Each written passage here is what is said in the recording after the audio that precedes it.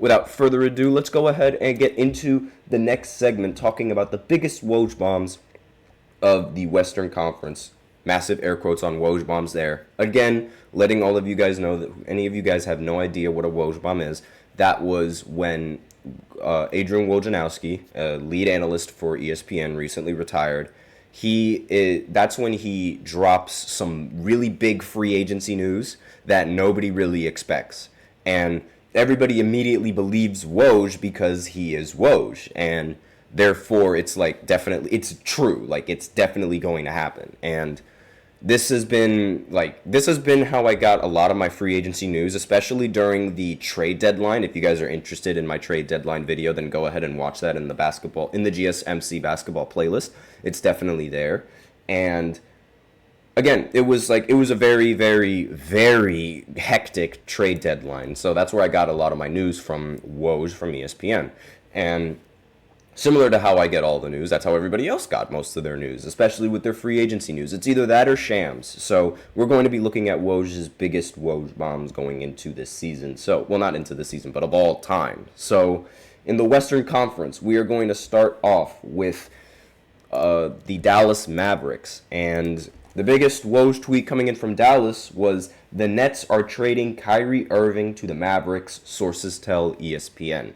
Now, this happened mid-season when the Brooklyn Nets were on the biggest win streak of their entire franchise's history. So this trade news legitimately came out of nowhere. And I was so shocked that this was how it ended. I could not believe it. And I mean, I knew Kyrie was going to request a trade. I just didn't expect it to be so sudden. And the Nets, they've had so much turmoil with Kyrie Irving, all of the offseason things, whether or not you want to blame it for Kyrie being a quack or whether you want to blame it for the Brooklyn Nets not providing enough for Kyrie. Wherever you stand on that, it doesn't matter. The relationship was over. And from the jump, it didn't really seem like this trade was going to end up being all that great, because once they traded him, then the defense on the Dallas Mavericks became noticeably worse. And while the offense was pretty good, the other teams were still outscoring them because they couldn't really stop anybody. And they missed the playoffs. It was like the first time in a while that Luka Doncic actually missed the playoffs. And that's uncharacteristic. But ever since last year, they seemed to turn it around, and they turned themselves into one of the best backcourt duos that the league has seen and that the league has in the NBA right now. And they made it to the finals. Now, Kyrie didn't really play that well in the finals, which is rather uncharacteristic of him, but they still made it to the finals. So I'd say that this trade so far has been an absolute success for Dallas, and low-key, on the low, been a success for the Brooklyn Nets, because they ended up turning a lot of their players into draft picks, and now they're in a full rebuild. So about time we were able to discard that era from Brooklyn. Now, next big Woj bomb was for Denver. The Denver Nuggets will select Nikola Jokic with the 41st pick, league sources tell Yahoo. Now, I picked this picture of Jokic because Jokic on draft night was infamously drafted during a Quesarito commercial. Yes, the best player in Denver Nuggets franchise history. You can argue Carmelo Anthony, but I think since Jokic won the championship, it immediately makes him the best player in franchise's history. Ever since he was drafted, like, nobody really expected much of him, and here he is turned into the best player in the entire NBA. And he doesn't even seem like he's trying half the time. Like, there's a joke going around that says he cares more about his horses than the NBA season as a whole, which is absolutely hilarious, because all of these NBA players take it very seriously, and here's this guy who would rather watch horse racing just playing basketball because it's his job. And he's busting people all over the court. Like, he's just kicking everybody to the curb. It's amazing. But again, the fact that he was drafted during a commercial is not only disrespectful, but it really goes to show just how much we really do not know of, NBA players and NBA picks building off of their career and actually turning into a fantastic player. We rarely see this. And this was obviously, one of the biggest Woj bombs of the Western Conference. In my opinion, it's not the biggest, however. The biggest Woj bomb, period, like, ever, is this next one right here. And you guys know exactly what I'm going to be talking about. Kevin Durant will sign with the Golden State Warriors. He writes to the Players Tribune. This tweet was in 2016. I believe it was around, when did that offseason happen? Jesus, that was a long time ago. That was in July that tweet came out. July 4th, 2016. This move that Kevin Durant made is the most spineless, the most cowardly move that anybody in the history of sports has ever done. This move was insane when the news broke out. Kevin Durant, the second best small forward in the entire NBA, was signing with a team that just went 73-9 without him. They didn't win the NBA Finals, but they got the second best small forward ever.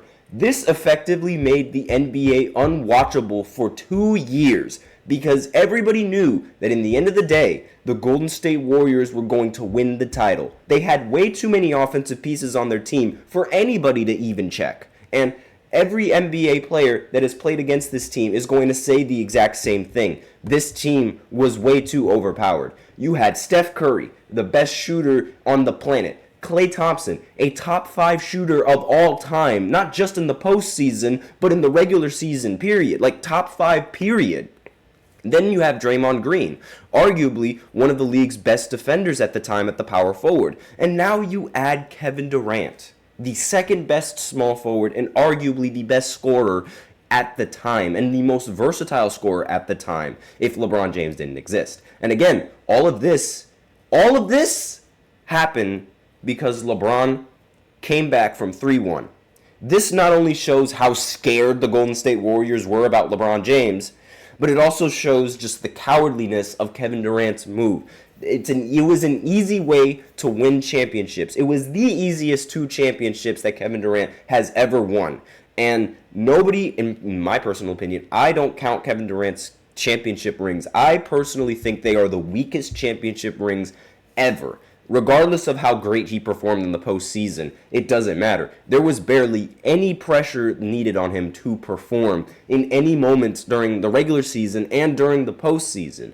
Because if he doesn't perform well, that's totally fine. You got Klay Thompson and Steph Curry behind your back. And that alleviates so much stress, not to mention that it also completely negates double teams. That's one thing that really a lot of people don't think about when they look at Kevin Durant and how he played in the finals. Yes, he played great, but naturally in the postseason, teams are going to double him. It's just they couldn't double him because if you double him, you're leaving Steph Curry open. If you double him, you're leaving Klay Thompson open. And let me tell you, nobody wants to leave Steph or Klay Thompson open, especially in 2017 or in 2018. So it's something that Kevin Durant didn't have to worry about, which explains why when the Boston Celtics started double teaming him in 2000 and I believe it was, what year was that? 2022. It wasn't the first time that they made the postseason, but the second time when it was just Kyrie and Kevin Durant. They got swept primarily because Kyrie and Kevin Durant were the only 2 people that you had to worry about on that team. Therefore, you just had to double the 2 of them. This was the first time in a while that I saw Kevin Durant get double teamed, and he seemed like he had no idea how to operate it. Why? Because he had Steph Curry and Klay Thompson, 2 players that you absolutely cannot afford to leave open, leaving 0 space for anybody else to double team him. He never had to worry about that. This was by far the weakest move in the entirety of NBA history, in the entirety of sports history. And not only that, but this was the biggest Woj bomb ever. Period. So I spent a lot of time ranting because I just couldn't stand this move about Kevin Durant. Everybody knows exactly where they are and where they were when this news dropped about Kevin Durant. So I'm going to go into a short break, and then I'm going to continue on with this segment.